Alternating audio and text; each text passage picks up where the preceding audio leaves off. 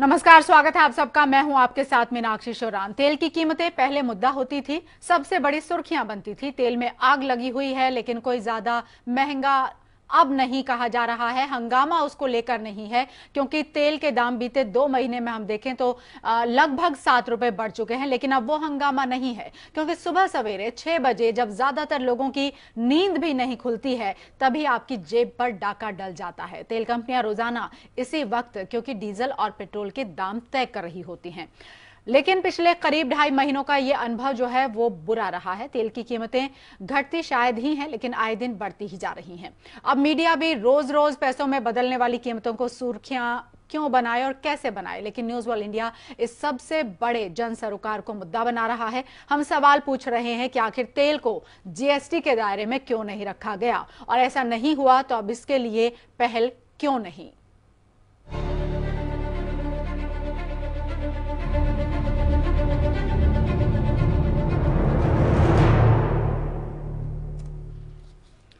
तो दरअसल petrol diesel के बढ़ते दामों के बीच अब सरकार को भी यह समझ में आ गया है कि जीएसटी के दायरे में लाए बगैर कीमतें काबू होंगी नहीं। लेकिन राज्य सरकार इस पर तैयार होंगी या नहीं, ये एक बड़ा सवाल है, क्योंकि वैट की दरों को तो 5% करने पर सहमति हो गई है, लेकिन जीएसटी को लेकर उनकी राय अलग है।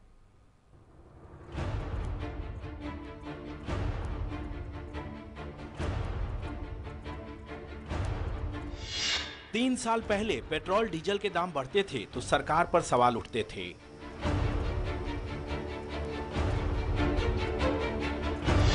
अब दाम बढ़ रहे हैं तो कहा जाता है कि ये रणनीति का हिस्सा है। 3 साल पहले रेट बढ़ने पर कहा जाता था कि सरकार खजाना भरने में लगी है। अब दाम बढ़ने पर कहा जा रहा है कि ये तो सरकार की बुद्धिमानी है। अब सरकार को ये कौन बताए कि दाम एक बार बढ़े या रुक रुक कर, जलती तो जनता की जेब ही है। भरोसा दिया गया था कि रोज रेट तय होने से कीमतें काबू में रहेंगी, लेकिन 16 जून के बाद से सिर्फ 16 दिन ही दाम कम हुए, जबकि बाकी के दिनों में रेट बढ़ते ही रहे। अब जबकि सरकार की बुद्धिमानी की पोल खुल गई तो पेट्रोलियम मंत्री कहते हैं कि पेट्रोलियम पदार्थों की न्यायसंगत कीमतों के लिए इसे जीएसटी के दायरे में लाना ही एकमात्र रास्ता है। तो उधर जब कीमतें बढ़ने पर हंगामा ज्यादा बरपा तो राज्य सरकार भी नेचुरल गैस पर वैट 5% तक करने को राजी हो गए हैं। इतना ही नहीं, मैन्युफैक्चरिंग सेक्टर में इनपुट के रूप में इस्तेमाल होने वाले पेट्रोल, डीजल और दूसरे ईंधनों पर भी वैट रेट घटाने पर सहमत हो गए हैं। हालांकि इस पर अंतिम फैसला जीएसटी काउंसिल को करना है। शुरू से राज्य सरकारों के विरोध की वजह से पेट्रोलियम पदार्थों को जीएसटी के दायरे से बाहर रखा गया था और राज्य अपने अपने हिसाब से इस पर वैट वसूल भी रहे हैं। दिल्ली में पेट्रोल पर 27% वैट लगता है, तो मुंबई में 47.64%। और यही वजह है कि सिर्फ 2 शहरों में पेट्रोल डीजल की कीमतों में 8 से 9 रुपए का अंतर हो जाता है। ऐसे में ये मैन्युफैक्चरर्स पर एक तरह से दोहरी मार है, क्योंकि उन्हें ना केवल ज्यादा टैक्स देना पड़ रहा है, बल्कि वो पेट्रोलियम प्रोडक्ट्स पर चुकाए गए इन करों पर इनपुट टैक्स क्रेडिट भी क्लेम नहीं कर सकते हैं। इतना ही नहीं, कुछ राज्यों ने तो अपने यहाँ लाए जाने वाले पेट्रोलियम प्रोडक्ट्स पर एंट्री टैक्स भी लगा दिया है। यही वजह है कि अब सरकार को भी समझ में आने लगा है कि दाम कंट्रोल करना है तो इसे भी जीएसटी के दायरे में लाना ही होगा। जाहिर है आप जानना चाहेंगे कि पेट्रोलियम के जीएसटी के दायरे में आने पर क्या होगा। मौजूदा वक्त में जीएसटी के लिए 5 स्लैब हैं: 0, 5, 12, 18 और 28%। ऐसे में अगर 12% टैक्स फिक्स होता है तो दिल्ली में पेट्रोल की कीमतें 38 रुपए 10 पैसे प्रति लीटर की होंगी, जो कि मौजूदा कीमत से 32 रुपए सस्ता होगा। और मान लीजिए अगर तेल पर 18% जीएसटी रेट तय होता है तो दिल्ली में पेट्रोल की कीमत 40 रुपए 5 पैसे प्रति लीटर की होगी। और सबसे ज्यादा 28% का स्लैब भी रखा जाता है तो दिल्ली में कीमत 43 रुपए 44 पैसे प्रति लीटर की होगी। इतना ही नहीं, 28% टैक्स रेट के ऊपर एसयूवी सेस भी लगाया जाता है तो भी दिल्ली में 1 लीटर पेट्रोल की कीमत अधिकतम 50 रुपए 91 पैसे प्रति लीटर होगी। लेकिन सबसे बड़ी समस्या तो राज्यों की राजनीति है, क्योंकि जीएसटी काउंसिल में राज्यों की भी भागीदारी है। ऐसे में वो वैट कम करने पर तो राजी हो सकते हैं, लेकिन इस बात की संभावना कम ही है कि वो पेट्रोलियम पदार्थों को जीएसटी के दायरे में लाने पर सहमत होंगे। क्योंकि यूपी समेत कई ऐसे राज्य हैं जहां सरकार की कमाई का जरिया ही पेट्रोलियम पदार्थों पर लिया जाने वाला टैक्स है। Abhinav Upadhyay, news world India, Delhi.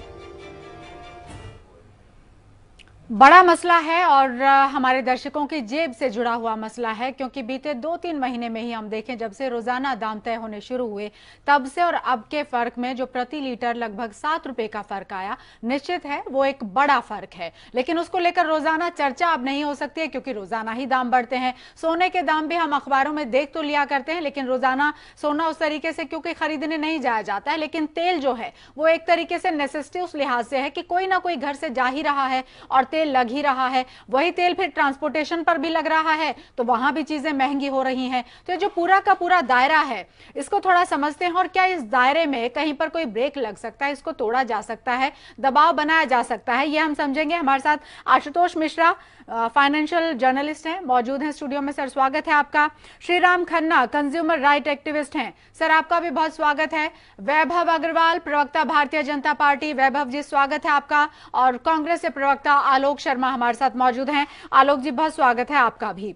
लेकिन सबसे पहले कंज्यूमर राइट से ही जुड़ा क्योंकि मामला है, तो श्रीराम खन्ना जी आप समझाइए हमको, सरकार ने यह क्यों तय कर लिया कि रोजाना दाम बढ़ाए? क्या उसमें फायदा ये देखा जा रहा था कि तेल कंपनियों को फायदा दे दिया जाए, या जीएसटी के दायरे में उसको ले आएंगे तो फिर टैक्सेशन और तमाम चीजें कैसे होंगी? क्योंकि कहीं ना कहीं देखिए, लुटा पिटा तो अपने आप को एक वो आदमी महसूस कर रहा है जो पिछले 2-2.5 महीने पहले तक भी अगर 50 रुपए खरीद रहा था, आज डीजल देखिए, पेट्रोल देखिए, 6 से 7 रुपए पर लीटर फर्क आ गया। सर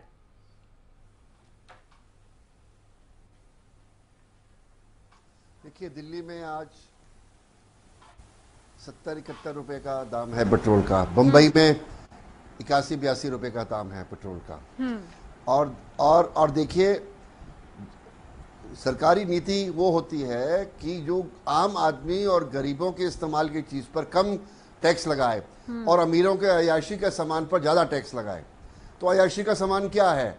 शराब, तंबाकू, उस पर तो आपने टैक्स कम रखा है और आप टैक्स लगा रहे हैं पेट्रोल पे।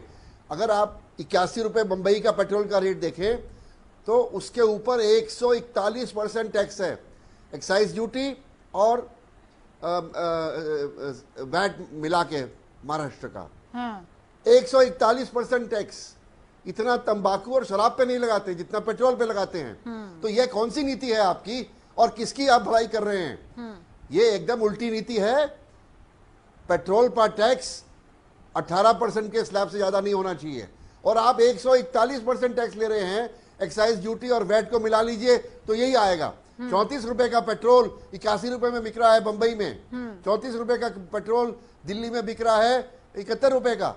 तो ये क्या अकल है और ये कौन सी नीति है और ये कहाँ के अच्छे दिन है, मुझे समझ नहीं आ रहा है। जी जी, आप भी हम आशुतोष जी समझाइए जरा दर्शकों को कि कैसे उनकी जेब पर डाका डल रहा है जब से ये तय हुआ कि पेट्रोल डीजल के दाम भी रोजाना सुबह 6 बजे ही तय हो जाया करेंगे। कौन कितने लोग हैं चेक करते हैं जो जाकर, अब क्योंकि तेल भरवाना है तो भरवाना है सर, रोजाना उसका दाम बदल रहा है, लेकिन ये खा कैसे रहा है आदमी को? रोज जो बढ़ाने का इनका निर्णय था, ये बड़ा ही सोचा समझा निर्णय था कि जैसे अभी आपने बताया कि अगर वो एक साथ पैसा बढ़ाते तो सब लोग शोर मचाते। अब रोज धीरे धीरे जेब कट रही है, आपको पता नहीं चलता। लेकिन जो बात अभी खन्ना साहब ने कही, तो ये सरकार टैक्स कम क्यों नहीं कर रही पेट्रोल और डीजल पे? क्योंकि उसको बाकी जगह खर्चा करना है, उसको इंफ्रास्ट्रक्चर पे खर्चा करना है, उसको हेल्थ पे केयर पे करना है, स्कूल्स पे करना है। तो वहां पे पैसा उसके लिए कहाँ से आएगा? तो सबसे आसान उसको लगता है कि ये जो आम आदमी है, इसको जिसको कार और स्कूटर इस्तेमाल करनी है, वो तो झक मार के आप जितना उससे पैसा लेंगे वो देगा ही देगा। ठीक है। और ये एक तरह से जो है रॉबिनहुड मेंटालिटी है कि जो आदमी जैसे इनकम टैक्स पेयर होता है, जो ऑनेस्ट आदमी होता है वो टैक्स देता है, जो कर चोर होता है वो बचा लेता है। तो वैसे ही पेट्रोल और डीजल इस्तेमाल करने वालों का वही हाल है, क्योंकि वो ईमानदार आदमी है, उसको वो टैक्स झेलना ही है। तो इससे सरकार जो है यहाँ से पैसा लेके, और दूसरी बात, सबसे बड़ी बात हमें ये समझनी चाहिए कि जो हमारे राजनेता आज के हैं वो बड़े अक्लमंद हैं। वो जानते हैं कि जो टैक्स नहीं भर रहे लोग वो ज्यादा हैं और वो उनका वोट बैंक है।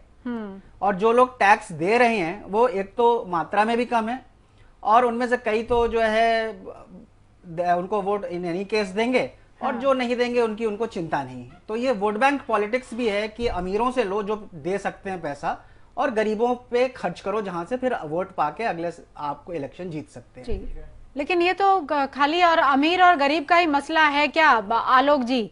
क्योंकि देखिए डीजल भी है उसमें शामिल। अब डीजल तो किसान भरवाता है ज्यादा करके, जो डीजल की गाड़ियां हैं उनके ऊपर एक अलग तरह की स्थिति है, वो एक अलग इशू हो सकता है। लेकिन विपक्ष क्या कर रहा है? सरकार तो जिस तरीके से आम आदमी की जेब पर डाका डाल रही है, लेकिन इस तरह के मुद्दे घेर कर रखना चाहिए, सांस नहीं लेने देना चाहिए सरकार को। लेकिन बहुत हद तक हम देखते नहीं है सर सड़कों पर उस तरह का शोर। देखिए, मैं आपकी बात से काफ़ी हद तक मीनाक्षी जी सहमत हूँ कि विपक्ष की एकजुटता के साथ जिस तरह का विरोध देश में सड़कों पर दिखना चाहिए था वैसा नहीं है, और उसमें कहीं ना कहीं कांग्रेस पार्टी को भी मैं चिंतनीय स्थिति में मानता हूं कि हमारी तरफ से जिस तरह का विरोध होना चाहिए था वैसा नहीं हो पाया। लेकिन जहां पर विरोध हुआ भी है वहां पर भी मीडिया का एक तबका ऐसा है जो कभी भी उस विरोध को नहीं दिखाने का इच्छुक रहता है। बहुत जिलों में, बहुत राज्यों में विरोध भी हुआ है, पुतले भी फूके गए हैं, सब कुछ हुआ है, लेकिन मीडिया का एक तबका है जो इस तरह का बचाव करके चलता है सरकार का। मैं आप लोगों को धन्यवाद दूंगा कि आपने जिस भाषा का इस्तेमाल करके आज सरकार को कटघरे में खड़ा करने का काम किया है, मीडिया का यही सच्चा काम है। खैर, आज मुझे 2-3 स्टेटमेंट याद आ रही हैं। एक तो सबसे पहले बहुत हुई महंगाई की मार, अब की बार उनकी सरकार। एक मोदी साहब ने यहाँ पर अभी 1 फरवरी 2015 को स्टेटमेंट दिया था द्वारका में कि भाई मैं तो नसीब वाला हूँ, और नसीब वाला हूं तो इसमें लोगों की आपत्ति क्या? तो अब दिक्कत ये हो रही है कि नसीब वाले आप तो हैं प्रधानमंत्री महोदय, लेकिन आपने जनता को तो बदनसीब बना दिया। आपने 13 बार एक्साइज ड्यूटी बढ़ा दी। अभी तक अगर आप 3.5 वर्षों के इनके कार्यकाल में देखें तो 327% जो है टैक्सेस डीजल पे बढ़े हैं, 126% पेट्रोल पे बढ़े हैं। और अगर 3.5 साल में पूरा टैक्सेस देखें, जो इन्होंने कमर तोड़ दी है पूरी तरह से जनता की, और जो जेब पर डाका डाला है, उसमें लगभग 10,000 करोड़ रुपया केंद्र की सरकार ने इकट्ठा किया है। ये पूरी तरह से आर्थिक आतंकवाद हो गया है कि आप धीरे धीरे टैक्स लगाते रहिए, आप काम करते रहिए, अपना एक्साइज ड्यूटी जब थोड़ा सा भी फायदा हो तो आप बढ़ा दीजिए। शुरू के 1 वर्ष में क्या हुआ था कि पेट्रोलियम प्राइसेस जो बढ़े थे उसका 35% जो हिस्सा था वो जनता को भी दिया गया। लेकिन आज की तारीख में हालत यह है कि जो फायदा जनता को होना चाहिए वो 100 का 100% फायदा 65-35 की रेशियो से हटाकर 100 और 0 की रेशियो हो गई। आप देखिए कि 75 रुपए एक सिलेंडर के ऊपर बढ़ाए हैं इन्होंने। 18.5 लाख उपभोक्ता हैं, 18.5 करोड़, 18.5 करोड़ गुना 75 रुपया अगर लगाएं तो कितना अमाउंट होता है, समझ से बाहर हो गया। हालत यह है, अभी एक पूर्ववर्ती वक्ता ने कहा कि साहब उनको इंफ्रास्ट्रक्चर के लिए पैसा चाहिए, वहां चाहिए।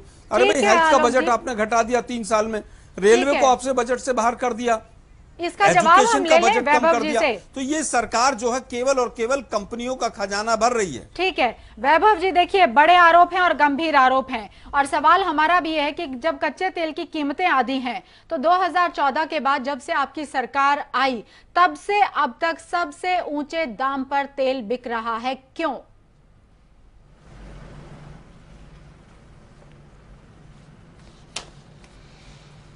मीनाक्षी जी, बहुत बहुत शुभकामनाएं दिन की। और आलोक जी तो मेरे प्रिय हैं ही, मित्रों में से एक हैं, और आपके श्रोताओं को मेरा नमस्कार।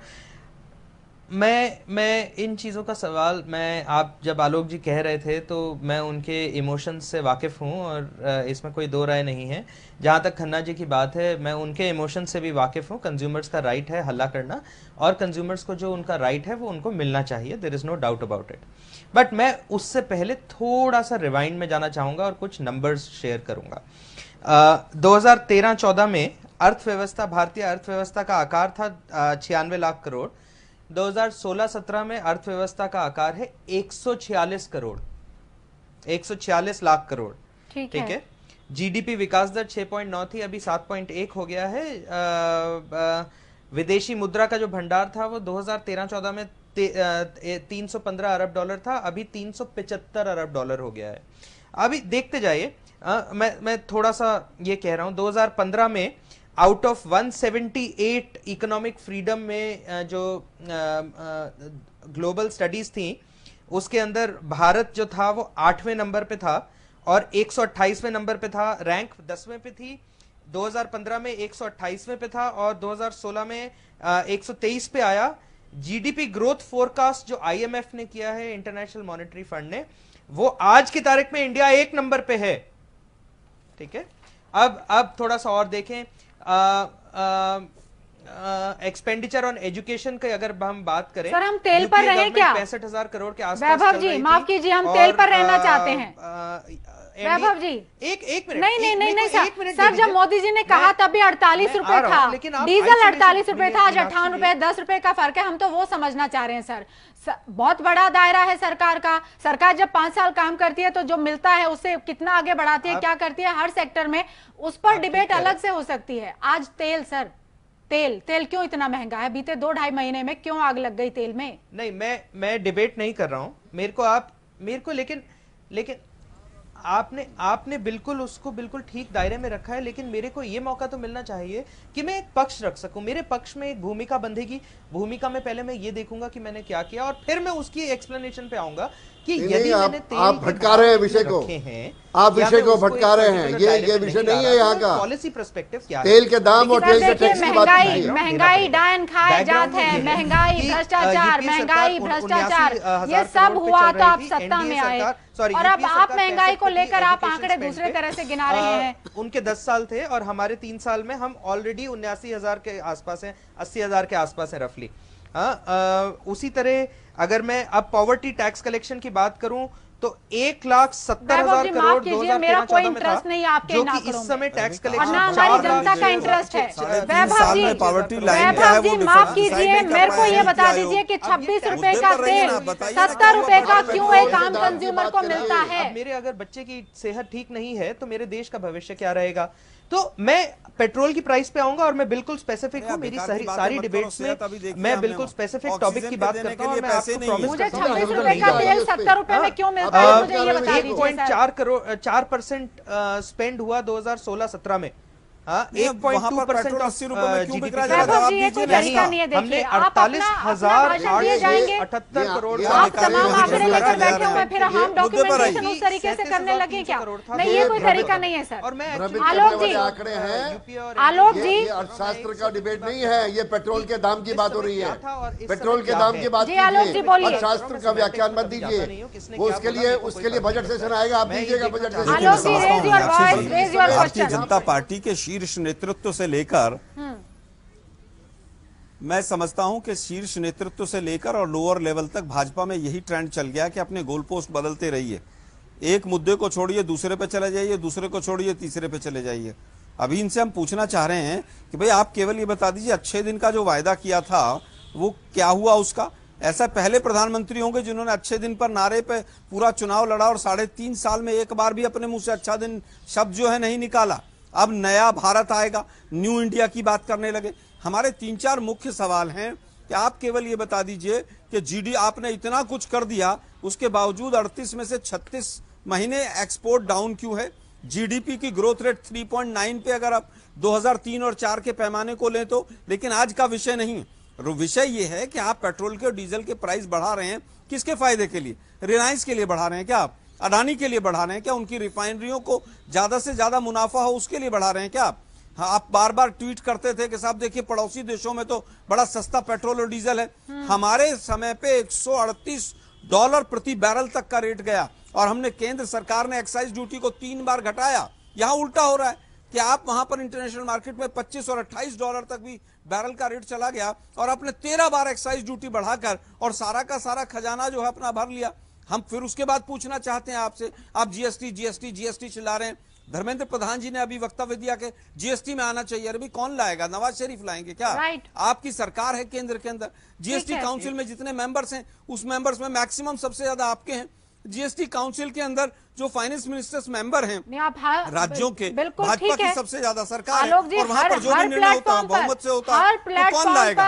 वैभव, जीएसटी का गुणगान होता है और जीएसटी को लेकर वेलकम उस तरीके से है या नहीं है, वो आपको रिजल्ट बहुत जल्द मिल जाएगा। आशुतोष जी ने एक बात कही कि ये पैसा जो है क्या रिलायंस और अडानी की रिफाइनरी के लिए, तो मैं भाजपा का कोई स्पोक्स पर्सन नहीं हूँ, लेकिन मेरे दिमाग में एक सवाल आ रहा है कि ये जो दाम बढ़ते हैं ये सरकारी टैक्स की वजह से बढ़ते हैं। ये जो है रिलायंस या अडानी है, फिर हम लोग मुद्दा भटका रहे हैं ये बात कह के। हमारे दर्शकों को ये समझना चाहिए कि ये टैक्स इसलिए बढ़ा रहे, ये दाम इसलिए बढ़ रहे हैं कि टैक्स नहीं घट रहे हैं, और ये बहुत ज्यादा टैक्स है और ये सरकार के हाथ में है और ये सीधे सरकारी खजाने में जाता है। और ये जो कंपनियां जो उसका बेचती हैं उसमें ज्यादातर जो है वो PSUs है जो सरकारी ओन्ड है, तो वो पैसा भी सरकार के पास ही जा रहा है और ये इसमें आखिर में फायदा केवल सरकार का है जी। तो वैभव, सब सरकार ही फायदा ले लेगी। लोग अब कहने लगे हमारे वो पुराने अच्छे दिन लौटा दो। गंभीरता समझिए आप असले कि आप आंकड़ों में उलझा रहे हैं लोगों को। लोग तो बस ये जानना चाहते तेल इतना ही दाम का रहेगा या सस्ता करने जा रही है सरकार? कोई रेमेडी है आपके पास? टैक्स को लेकर, GST के दायरे में लेकर कुछ करके आप लोगों को राहत देने जा रहे हैं या नहीं? लोगों का तो सीधा एक ही सवाल है बस।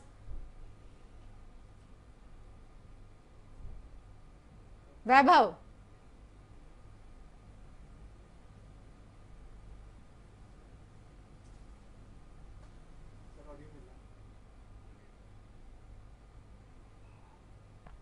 वैभव को शायद हमारी आवाज नहीं मिल पा रही है। श्रीराम खन्ना जी, कोई आपको लगता है कोई रोड मैप है सरकार के पास? देखिए, सरकार को खजाना तो अपना भरना है, सरकार को पैसे चाहिए, सरकार इधर से निचोड़े या उधर से खींच ले लोगों से, सरकार का तो काम ही ये है। लेकिन जो अभी आपको स्थिति दिख रही है, ये रोजाना दाम बढ़ने से और लगभग 7 से 8 रुपए का फर्क तो पड़ चुका है, और अलग अलग राज्यों में जो स्थिति है उसका एक अलग असर होता है। तो ये स्थिति सरकार के तो पक्ष में है, फिर सरकार के ऊपर कैसे दबाव बनेगा?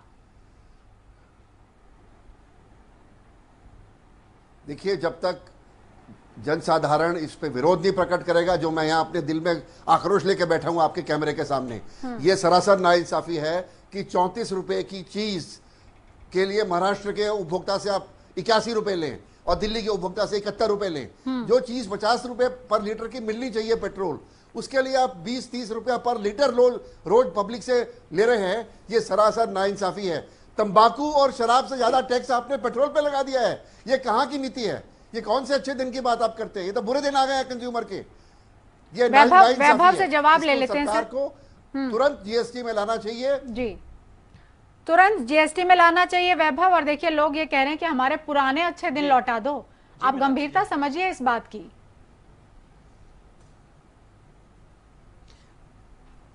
नहीं, आप बिल्कुल ठीक कह रहे हैं और मैं खन्ना साहब की बात से बिल्कुल अग्री करता हूं। इसमें दो राय नहीं है। मेरी पिछली बात आधी रह गई थी, मेरे ख्याल से लाइन डिस्टर्बेंस हो गया था। तो हमने इकोनॉमिक साइज देखा, हमने फॉरेन डायरेक्ट इन्वेस्टमेंट देखा, इन्वेस्टमेंट इन एजुकेशन देखा, इन्वेस्टमेंट इन हेल्थ केयर देखा, investment in housing for all देखा, एम्प्लॉयमेंट जनरेशन देखा। देखिए, ये चीज But we are not foolish. But common layman is not foolish. Come back to it, Meenakshi. Don't confuse No, them. no, please, Vaibhav, मैं You think we are fools sitting here? I'm not agreeing. You're talking about GDP. आप कोई road map दे सकते हैं, बता सकते हैं कि अगर GST के दायरे में लाएंगे तो हम कब तक लेकर आएंगे? आपने बड़ा स्मार्टली ये कर दिया कि 15 दिन में जब होता था, फोर्टनाइटली जब हुआ तो हमने क्या किया? वो भी बताइए। हम उसको आधी रात से दाम लागू होंगे, दाम इतने बढ़ गए, हम लोग भी उसको प्ले अप करते थे। अब रोजाना इतनी तमाम खबरों के बीच में पेट्रोल डीजल हम भी नहीं दिखाते, हमारी भी मजबूरी है। लेकिन जब इतने दाम बढ़ गए तो आज हम चर्चा भी कर रहे हैं, और ये हम जनता के जनहित में चर्चा कर रहे हैं। आप जवाब दे दीजिए हमको कि कोई रोड मैप है आपके पास कि दाम घटने की तरफ आप चलेगी, सरकार चलेगी?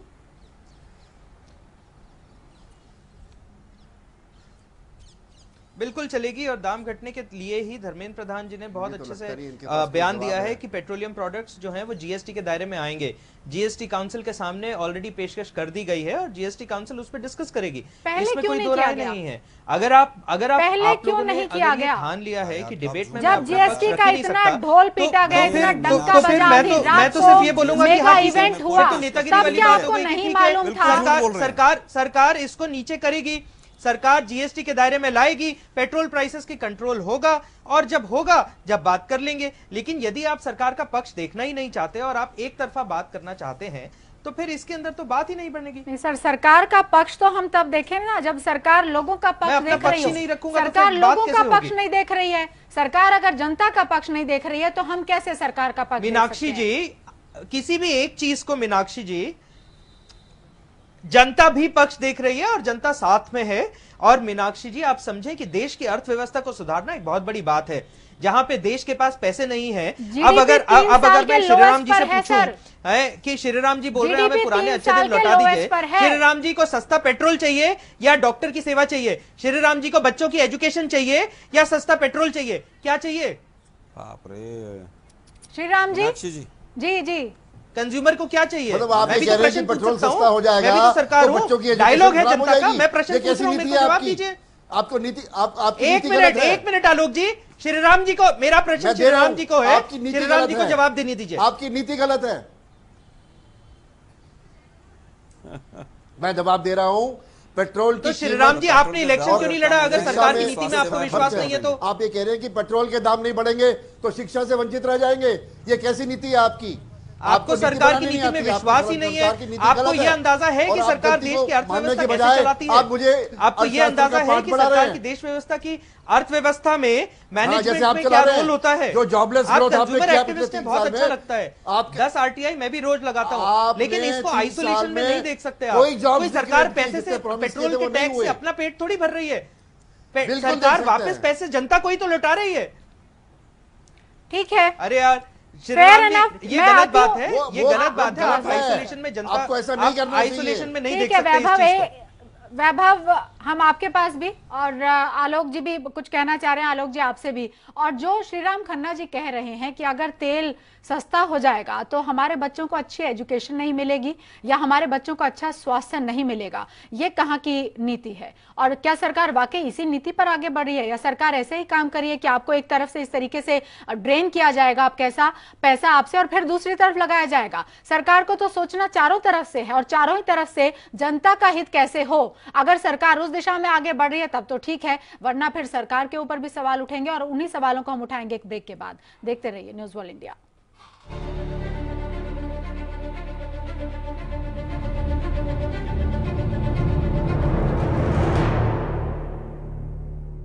तेल जो है वो जीएसटी से बाहर क्यों? बड़ा सवाल यह है क्योंकि अब तो कहा जा रहा है, धर्मेंद्र प्रधान ने ये कहा है कि जीएसटी के दायरे में लेकर आएंगे क्योंकि इसके अलावा शायद कोई और विकल्प नहीं है। दाम लगातार रोजाना सिर्फ और सिर्फ ऐसा हुआ है कि जब से रोजाना दाम बढ़ने का सिलसिला शुरू हुआ 16 दिन ऐसा हुआ कि दाम घटे, उसके बाद रोजाना दामों में बढ़ोतरी हो रही है। और बढ़ोतरी होते होते जो स्थिति है वो हम आपको थोड़ा ग्राफिक्स भी दिखाते हैं कि कैसे टैक्स का खेल पूरा चलता है। ये देखिए, डीलर को 26 रुपए में तेल मिल जाता है, फिर उसके बाद सेंट्रल टैक्स लगता है 21 रुपए 48 पैसे का और इसमें कोई बदलाव नहीं होता। मार्केटिंग मार्जिन और खर्चा मिला के 4 रुपए 5 पैसे और हो जाता है। डीलर को जो तेल पड़ता है वो है 52 रुपए 18 पैसे का, उसमें डीलर का फिर कमीशन जुड़ जाता है 3 रुपए 24 पैसे। लोकल टैक्स या फिर सेस जो लगता है वो 14 रुपए 96 पैसे। और फिर जो मौजूदा तेल की कीमत हम चुका रहे हैं दिल्ली में 70 रुपए 38 पैसे। और मेरा तो सवाल वैभव जी आपसे यही था कि 26 रुपए का तेल मुझे जो 70 रुपए में पड़ता है, मुझे दुखे तो गाना। तो ये टैक्सेशन जो है इसका थोड़ा सरलीकरण क्यों नहीं होता? जीएसटी और तमाम चीजें लाकर कहा तो यही गया था ना कि आम आदमी को, कंज्यूमर को इसका फायदा होगा, लेकिन तेल को आपने फिर बाहर रख दिया, क्यों?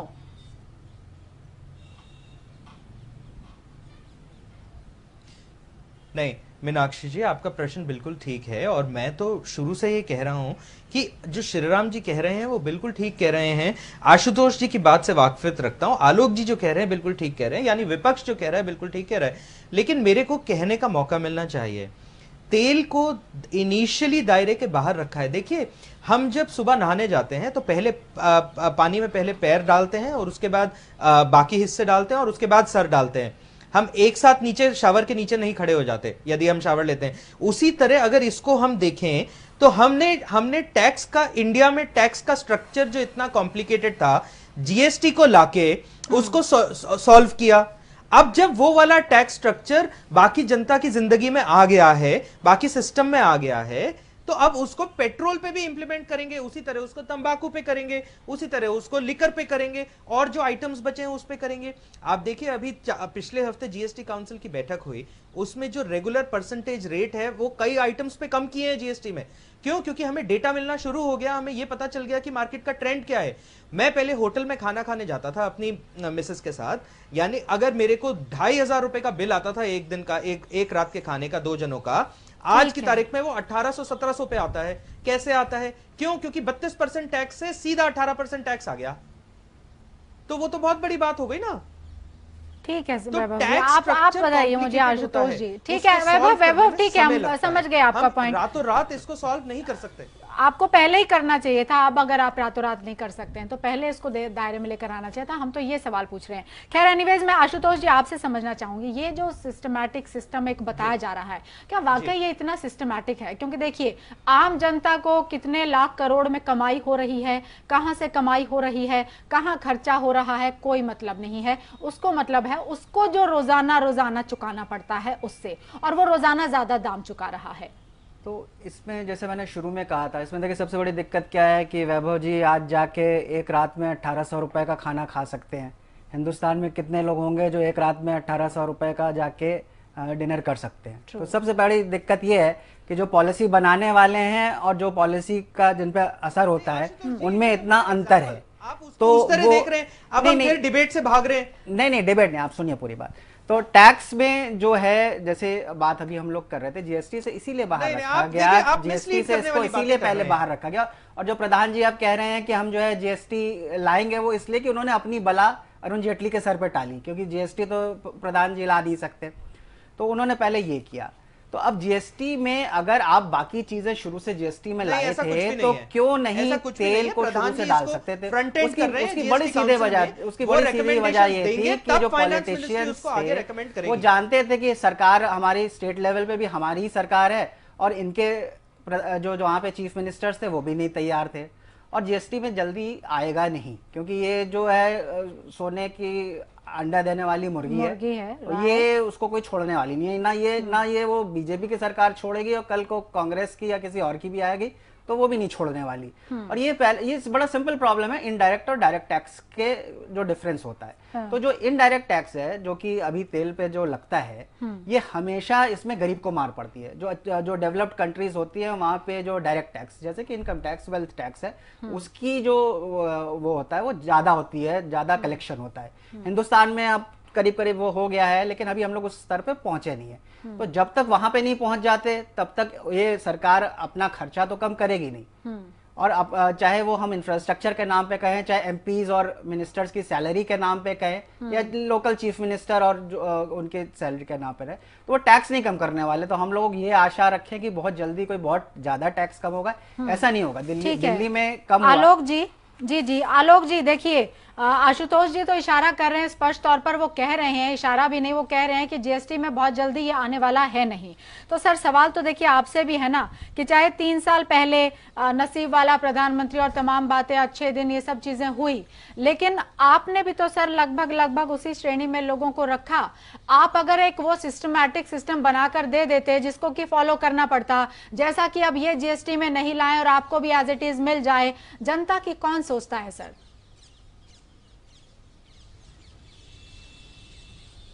देखिए, मैं समझता हूं कि जिस समय पर कांग्रेस पार्टी जीएसटी ला रही थी, 8 साल से भाजपा विरोध कर रही थी। खैर, हम उसका भी धन्यवाद देते हैं कि सत्ता में आए तो उनको ब्रह्म ज्ञान प्राप्त हुआ।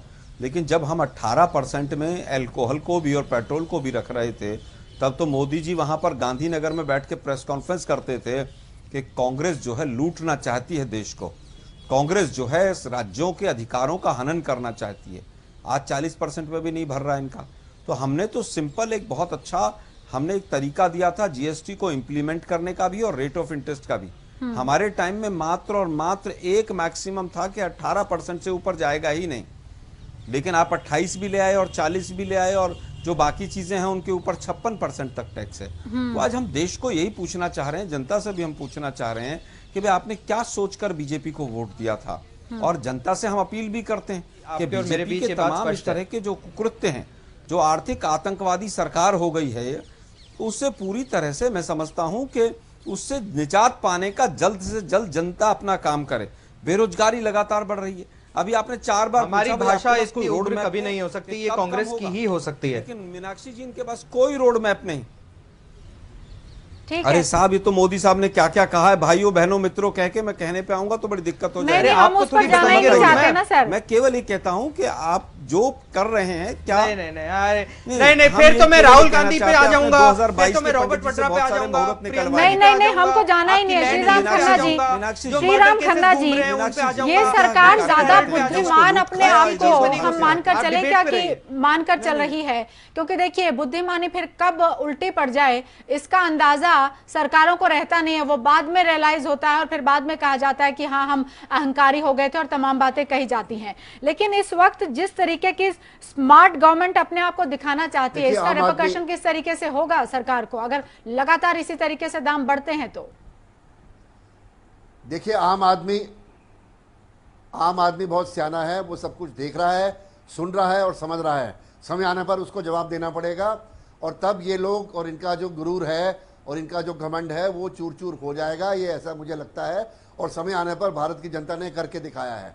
और इस समय जो पेट्रोलियम की टैक्स की नीति है वो गलत है, अनैतिक है और अत्याचारी नीति है। और जब तक इसको बदला नहीं जाएगा, इसका विरोध होता रहना चाहिए।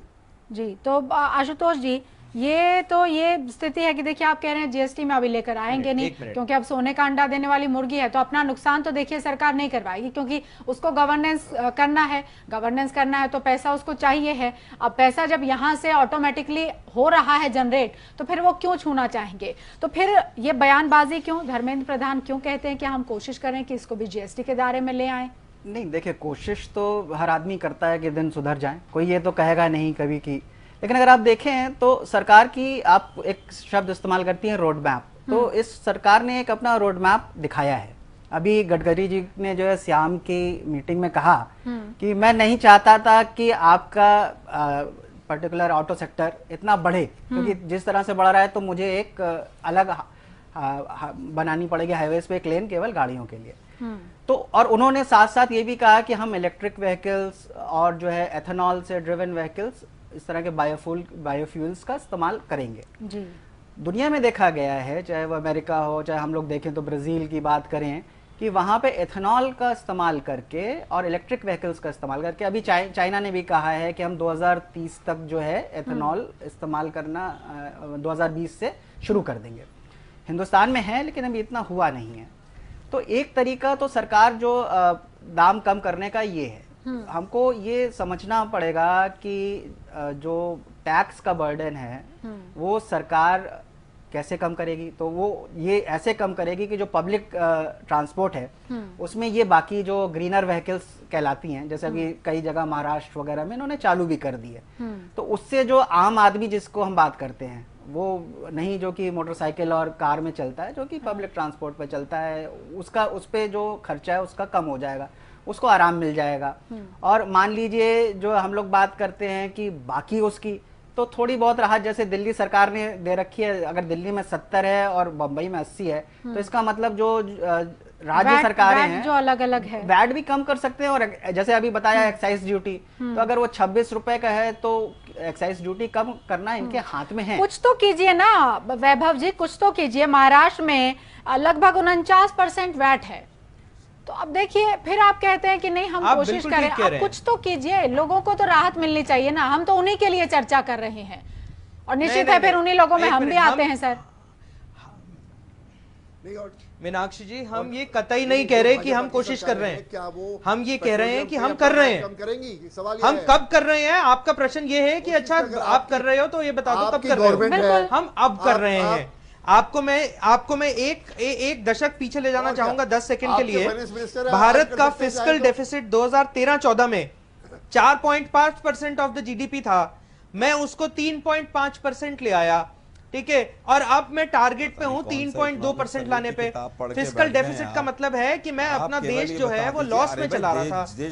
देश लॉस में चलेगा तो देश की क्रेडिबिलिटी खराब होगी, देश का नाम खराब होगा। कौन सा लॉजिक है? दो नावों में पैर नहीं रख सकते। हमें ये समझना पड़ेगा कि हम देश चला कैसे थे, यहाँ पर लोग भूखे मर रहे हैं, बेरोजगारी बढ़ती चली जा रही है। विरासत हमें क्या दी थी कांग्रेस ने? कांग्रेस के पास विपक्ष को ये बोलना कि हम एकजुट करके विपक्ष के नारेबाजी करेंगे, सड़क पे उतरेंगे, ये करेंगे वो करेंगे, बहुत आसान है। सरकार के बाहर बैठना हमेशा इजी होता है, लेकिन सरकार के अंदर बैठना, सरकार के अंदर आपके लिए भी तो था ना, आपके लिए भी तो था।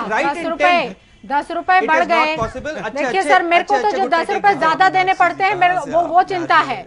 आप कह रहे हैं कि विपक्ष में रहना आसान होता है, उस दौरान आपके लिए भी आसान था, आपको भी लगता था कि हाँ तेल कंपनियों के नीचे क्यों नहीं लाया जा सकता, लेकिन जब आप आए तो आपने भी तो तेल कंपनियों का ही फायदा किया, लोगों का कहाँ फायदा हुआ। आलोक जी देखिए, मैं तो वही जान रही थी ना आपसे पहले भी कि आपने एक सजा प्लाटर दिया कि हमारे पास तो है ही और आप भी रखिए आपको इसी तरीके से। तेल कंपनियां, आप ठीक कह रहे हैं, आप ठीक कह रहे हैं, तेल कंपनियां टैक्स पेयर के मनी को लॉसेस में जला रही थी, तेल कंपनियों का हालत सुधारी, आईटी इंफ्रास्ट्रक्चर पे स्पेंड किया और तेल कंपनियों को लॉसेस से आलोक जी को आने दीजिए बीच में। इसी तरह रेलवे लॉसेस में चल रहा था, रेलवे को लॉसेस में, क्या वो लॉस भी तो टैक्स पेयर की जेब से ही आ रहा है? वैसे नहीं दोगे वैसे दे दोगे, बात तो एक ही है। आलोक जी देखिए, आंकड़ों की बाजीगरी है, ठीक करेंगे। आईटी इंफ्रास्ट्रक्चर अगर डाला है, सुलझा दीजिए थोड़ा लोगों के लिए इसको, किया है तो कैसे करेंगे? ठीक है वैभव, आलोक जी को भाई जरा जी। अरे भाई आप एक चंद्रमा पे एक लाल किला और कुतुब मीनार और बना दीजिए, लेकिन पेट्रोल को सस्ता कर दीजिए भाई, बहुत हो गया है। आप लोग क्या कर रहे हैं यार? आप कह रहे हैं रेल की हालत सुधार दी, 300 से ज्यादा लोग मर गए 30 एक्सीडेंट में, बहुत बड़े बड़े। मेरी प्रॉमिस है आपको। उनकी फिश प्लेट के बोल्ट नहीं है आपके पास। अरे भाई कब होगा? वही तो बार बार मीनाक्षी जी पूछ रही हैं कि 2022 के इतने सारे पंडित जी से मुहूर्त निकलवाए आपने कि 2022 में घर भी दे देंगे, फलाना हो जाएगा। अरे एक मुहूर्त पेट्रोल और डीजल का भी निकलवा रहे थे, कब कम होगा ये? पिछले 3.5 साल में लगातार कंटिन्यूअसली बढ़ता चला जा रहा है। आप सबसे पहले टैक्स क्यों नहीं कम करते हैं? जीएसटी में आएगा, फिर ये होगा, फिर वो होगा। कोई गंजों को कंघी बेचना तो बीजेपी से सीखे, अभी भी सपने ही दिखाए चले जा रहे हैं। कम होगा, हम कोशिश नहीं कर रहे हैं, हो ही जाएगा। अरे भाई कब होगा? 10 साल एजुकेशन बढ़ रही है, सरकार सही दिशा में कार्य कर रही है। देखिए नसीब वाला और बेनसीब वाला, पता नहीं कौन कौन से भाषण दे मारे आप लोगों ने। सुषमा स्वराज जी ने एक भाषण दिया था, मुझे याद है आज तक, कि जैसे जैसे पेट्रोल के प्राइस बढ़ रहे हैं हमारे देश के प्रधानमंत्री नहीं है ये सब करने की। अब मुझे लग रहा है आप हमेशा डेटा लेके आते हैं, आप दर्शकों को बताएं कि सरकार क्या गलत कर रही है। सिर्फ दाम ज्यादा है इसका मतलब ये नहीं है कि सरकार गलत कर रही है। सर सिर्फ दाम ज्यादा की बात नहीं है ना, लगाइए वो नहीं लगनी चाहिए। जिस सिस्टम के तहत दाम बढ़े, हमारा तो सवाल उसको लेकर भी है। एक फोर्टनाइटली सिस्टम बना हुआ था, एटलीस्ट लोगों को हम अवेयर करते थे। सरकार जो है उन कंपनियों आपने बड़ा स्मार्ट मूव करके रोजाना वाला सिस्टम लागू कर दिया, जनता का कचूमर निकाल दिया आपने। मीनाक्षी जी, अगर हम बताएं, अगर हम देखें तो इस पॉलिसी की नींव तो कांग्रेस नहीं रखी थी, है ना? ऑटोमेशन की नींव तो कांग्रेस नहीं रखी थी। आलोक जी चुपचाप उससे कमी काटते हैं, साइड हो लिए। आलोक जी उस पे बताएं कि कांग्रेस ने नींव रखी थी। 2001 में आया था मीनाक्षी जी, अटल बिहारी वाजपेयी जी की सरकार में बिल आया था को भारत लेके आए, और ये 2007 में बिल जब पास हुआ तो हमने डीजल को बाहर कर दिया था। 12% माइनस में है इंटरनेशनल पेट्रोलियम प्राइसेस के। अगर हम देखें, मेरे पास डेटा यहाँ खुला हुआ है और मैं कैमरे पे दिखा सकता हूँ। भारत जो है वो 1 2 3 4 5 6 7 8 9 रफली 20वें नंबर पे है। क्या 1 2 3 आप देखें भारत 20वें नंबर पे है पेट्रोल पर लीटर प्राइसिंग पे। देश में सारे विकसित देश जो है भारत से कम 30% 40% पेट्रोल। अरे सर उनको छोड़िए ना विकसित देशों को, हम तो अपने देश की बात करना चाहते हैं। आशुतोष जी इंटरवीन करना चाहते हैं। जी सर गलत कह रहे हैं। अमेरिका में पेट्रोल की दाम है वो हिंदुस्तान से कम है, चीन में जो है यहाँ से कम है, ब्राजील में यहाँ से कम है। तो ये कहना कि वहाँ दाम ज्यादा है, आप गलत कह रहे हैं। और जहां तक आलोक जी कह रहे थे मुहूर्त, तो मेरे ख्याल में वो दाम कम होने का मुहूर्त 2019 के इलेक्शन के आसपास ही होगा, तभी दाम कम होंगे और फिर ये कहेंगे कि देखिए साहब हमने जो है तेल के भी दाम कम कर दिए। राजनीति देखिए इस देश की ऐसे ही चलती है। लेकिन श्रीराम खन्ना जी, सरकार के पास ही सब कुछ है और सरकार का खजाना इसी से भर रहा है, तो फिर करे क्या ऐसे में? देखिए वैट से लेकर जीएसटी सब कुछ इन्हीं के हाथ में है। प्राइवेटाइजेशन होता है अगर चीजों का, तो वो प्राइवेटाइजेशन दूसरे तरीके से लोगों को मार देता है। महंगाई तो हो ही नहीं रही है। आप अगर इसको एक्स्ट्रा टैक्स स्पेंड देके देखें तो महंगाई तो है ही नहीं। महंगाई अभी पढ़िए 1% और महंगाई भत्ता 1% बढ़ाया है सरकार, तो आप सरकारी महंगाई के हिसाब से क्या बात कर रहे हैं आप? Tax spend is different. अच्छा सुरेश खन्ना जी को सुनिए, सीजन आदमी है, थोड़ा वैभव सुनिए उनको प्लीज। जी बोलिए सुरेश जी। श्रीराम जी बोलिए। 34 रुपए की एक्स फैक्ट्री की चीज आप 81 रुपए की बेच रहे हैं। अमीरों के उपभोग का सामान, अयाशी का सामान पे टैक्स कम और पेट्रोल पे ज्यादा। ये कहाँ की नीति है, ये मुझे समझ नहीं आ रही। और आप मुझे कह रहे हैं नहीं, मैं आपकी गलत चीज को नहीं सुन सकता, मैं आपकी रिस्पेक्ट करता हूं, आप एक्सपीरियंस्ड हैं। पहले जो फुट रिप्लेसमेंट या किडनी रिप्लेसमेंट या मेडिकल मेडिसिन आपको 1000 1 लाख की मिलती थी, वो आज की तारीख में 5000 10,000 की मिल रही है। लेकिन आप इसको आइसोलेशन में मत देखें। मैं नहीं तो आप तेल के दाम बढ़ा देंगे क्या उसके लिए? कम हो जाएंगे तो क्या आप मेडिकल फैसिलिटीज अब कान आप सीधा नहीं पकड़ के घुमा के पकड़ना चाहते हैं क्या वैभव? तेल के दाम बढ़ाएगा, तेल के दाम तो स्टेबल किए हुए। आपको पकड़ना कान है इसका मतलब ना, आप सीधा नहीं पकड़ेंगे तो घुमा के पकड़ेंगे। तेल के दाम बढ़ा रहे हैं इसलिए वो किडनी का ट्रांसप्लांट सस्ता हो रहा है। सारे के सारे ₹7 बढ़ गया तो स्टेबल हो गया, वो बढ़ा है, किसी का कम नहीं हुआ। यदि पैसे होंगे ही नहीं तो आप लगाओगे कहां से? हम कांग्रेस की नीति पे नहीं चलते, हम देश अरे को सेल्फ सस्टेनेबल बनाना चाहते हैं। ठीक है, पैसे आप टैक्स जीएसटी से आपको ज्यादा रेवेन्यू आया कि नहीं? टैक्सेशन आपका बेहतर हुआ या नहीं? ऑलरेडी 2% नीचे ले आए। मीनाक्षी जी, जी जी बोलिए सर, बोलिए आलोक जी। टैक्सेशन सिर्फ टैक्सेशन मीनाक्षी जी, रेवेन्यू बढ़ाने के लिए इंडस्ट्री लगानी चाहिए। मीनाक्षी जी, रेवेन्यू बढ़ाना चाहिए। वो बेहतर करी। अगर आपको सरकारी खजाने में पैसा चाहिए तो उसके लिए आप इंडस्ट्रीज को बढ़ाइए, आप रोजगारों को बढ़ाइए, आप लोगों की इनकम को बढ़ाइए, उससे टैक्स लीजिए। आप देखिए तमाम चीजें, रोजगार डाउन है तो आप टैक्स किससे लेंगे? इंडस्ट्री अगर बंद हो जाएगी तो टैक्स किससे लेंगे? 2017 जो है 1979 के बाद पहला वर्ष रहा है जिसमें इंडस्ट्रियल इन्वेस्टमेंट सबसे लोएस्ट है। पिछले 3 साल में सबसे ज्यादा जीडीपी पिछले क्वार्टर में डाउन रहा है। पता नहीं कौन से विकास की बात कर रहे हैं, ये चांद पे विकास कर रहे हैं, पाकिस्तान में विकास कर रहे हैं। यहां मुझे एक उद्योग बता दीजिए, हरियाणा में, पंजाब में, राजस्थान में, उत्तर प्रदेश में, बिहार में एक फैक्ट्री बता दीजिए कि ये एफडीआई के तहत आई है। आप बेकार का विकास विकास विकास जो नारा दे रहे हैं, झूठा नारा है। वो makeup India, stand up India, let up India, खड़े अप इंडिया, वो सारे इंडिया खराब कर दिया आपने। पिछले 3 साल से हमने कोई लोन लिया है क्या? जो हमने जनता की इतनी फैसिलिटीज दी है, इंफ्रास्ट्रक्चर पे काम किया है 15 किलोमीटर रोड सड़क बनी है। कल ही बोला 88,000 करोड़ का लोन। देखें आप, अरे वैभव जी, कल ही 88,000 करोड़ का लोन जिसको बताया जा रहा था 50 साल में देना है, आप कह रहे हैं हमने कोई लोन नहीं लिया है। पैसा है सर, और जो चुकाया जाना है वो हमारी जेब से चुकाया जाना है। मीनाक्षी जी, कल की बात मत करिए। हम कल तक पेट्रोल दाम तो पहले से भी थे, आप कल की बात मत करिए। आपने कहा आपने कोई लोन नहीं लिया। 50 साल में 2000 कल का ताजा मामला है। लोन लिया है हमने 2000 करोड़ जीरो में, और आप गिन सकते हैं ये क्या लोन नहीं है? 102 बिलियन कितना करोड़ होता है? नहीं है। देखिए आलोक, 102 बिलियन कितने लोन होता है? देखिए आलोक नहीं, आप देखिए, आप कल की बात में कह रहे हैं 2050 साल का लोन है, बता दो पेट्रोल कब कम हो गए, बता दो। उसका नाम तो टैक्स पेयर इंटरेस्ट भुगतान करेगा, और 2000 करोड़ रुपए में अपने जीडीपी से आराम से। अरे वो जापान में हाईएस्ट लोन रेट है। लोन नहीं है। इसमें नहीं, मेरे आलोक जी ने एक बात कही जो कि जिससे कि हमें इसका जवाब भी मिल गया कि टैक्स जो है इस पे क्यों नहीं कम हो रहा और क्यों पेट्रोल और डीजल महंगे हो रहे। उन्होंने कहा कि जो है जॉबलेसनेस है, इंडस्ट्री बंद हो रही है, तो टैक्स कहां से आएगा? पिछले 3 साल की बात करिए, कॉर्पोरेट टैक्स है नहीं, इनकम टैक्स है नहीं, तो टैक्स कहां से आएगा? Indirect tax. इनडायरेक्ट टैक्स क्या होता है? एक्साइज और कस्टम। और उसमें सबसे ज्यादा माल कहां से आता है? पेट्रोल और डीजल से। तो वो जो है आलोक जी ने जो कहा कि क्योंकि जो है इंडस्ट्रीज नहीं लग रही हैं, जॉब्स कम है, तो डायरेक्ट टैक्स का जो जरिया है वो कम हो रहा है, तो इनडायरेक्ट टैक्स ही एक जरिया होगा जिससे सरकार को पैसे मिलेंगे। और इनकी जो बड़ी बड़ी परियोजनाएं हैं उसके लिए, उनको दिखाने के लिए इनको पैसा कहां से आएगा? यहीं से आएगा। इंडस्ट्रीज किसने कहा नहीं लग रही है? इंडस्ट्रियल डेवलपमेंट ग्रोथ एनडीए के मुकाबले, यूपीए के मुकाबले एनडीए में 2% ज्यादा है। इंडस्ट्रियल डेवलपमेंट ग्रोथ आपके आंकड़े गलत है, साल में लोएस्ट है। आलोक जी तो जो बोलते हैं वो राजनीतिक। 2017 में इंडस्ट्रियल इन्वेस्टमेंट 1979 के बाद लोएस्ट है।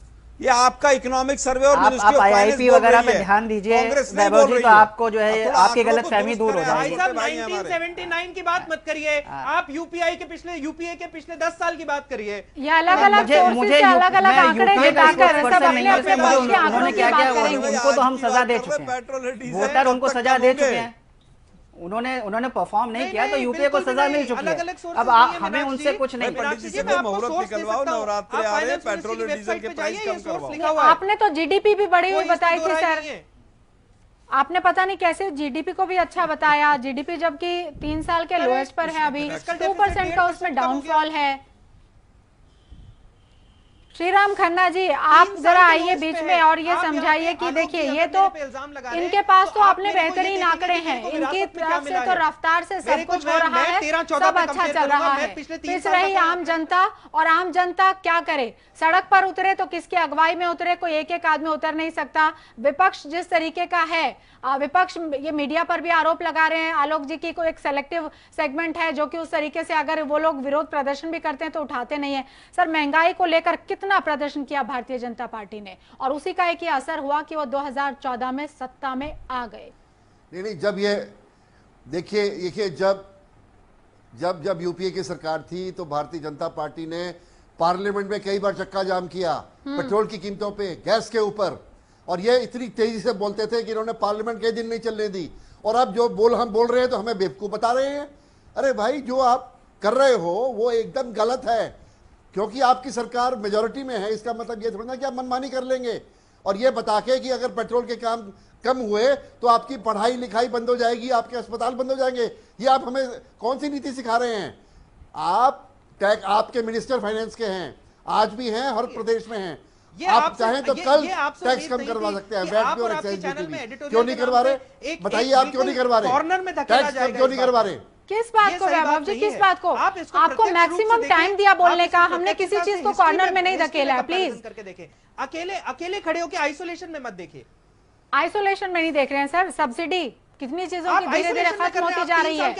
और वो चाहे वो उज्ज्वला हो, सिलेंडर की बात हो, लोगों को ये कहा गया कि स्वतः वो सामने आए और जिन लोगों को सब्सिडी नहीं चाहिए वो सब्सिडी छोड़ दें। धीरे धीरे करके सब्सिडी गई ना। 1,80,00,000 बहनों और माताओं की किचन में है सिलेंडर गया है सरकारी खर्चे पे। टाइम क्या? वो किसने दिया? वो यूपीए ने दिया या एनडीए सरकार ने दिया, भाजपा ने दिया? सब्सिडी फिर किसने वापस ली? क्यों ले रहे हैं आप धीरे धीरे करके? वो कौन ले रहा है? वो यूपीए नहीं ले रहा है, आप ही ले रहे हैं। नहीं तो फिस्कल डेफिसिट कम नहीं करेंगे, देश को माइनस में चलाएंगे, देश को माइनस में, लॉस में चलाएंगे। भैया, मेरे पास अगर 200 रुपए खर्चा करने हैं और मेरी आमदनी 100 रुपए है तो मैं खर्चा कैसे करूंगा 200 रुपए का? ठीक है सर, फिर आप खर्चा कीजिए, जनता को जब हिसाब देना होगा, जनता अच्छे से, अब प्रधानमंत्री तो कहते हैं कि वो हिसाब देंगे, और वो क्या हिसाब देंगे और फिर जनता उनको क्या हिसाब देगी? क्योंकि जनता अगर परेशान है बढ़ते दामों से, तो फिर देखिए निश्चित जनता की मेडिकल योजना है, एग्रीकल्चर है, आईटी इंफ्रास्ट्रक्चर है। ठीक है, आप अपना पक्ष इसी तरीके से रखें, आपके लिए यही मुफीद है। बहुत शुक्रिया वैभव जी, आप जुड़े हमारे साथ। आलोक जी, आपका भी बहुत बहुत धन्यवाद। श्रीराम खन्ना जी, आपका बहुत शुक्रिया, और आशुतोष जी, आप आए स्टूडियो में, आपका भी बहुत बहुत धन्यवाद।